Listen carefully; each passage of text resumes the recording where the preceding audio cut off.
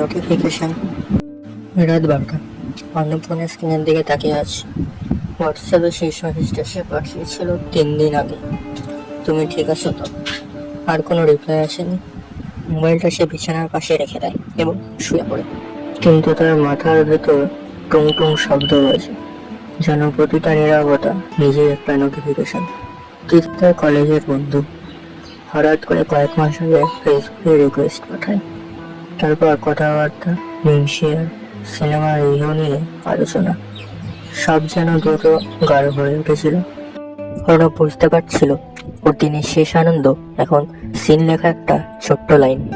কিন্তু হঠাৎ তিথি দূরত্ব বেড়ে গেল, গল্প কমলো, প্রতিক্রিয়া কমলো, শেষে একবারে থেমে গেল। অর্ণব বুঝতে পারছিল না কি ভুল করেছে, নাকি এটা কেবল অ্যালগরিদম। কোনো সম্পর্ক, কোনো বন্ধুত্বই কি আর নিজস্ব হয়ে গড়ে ওঠে? হঠাৎ মোবাইল স্ক্রিনটা জ্বলে ওঠে। একটা নতুন মেসেজ।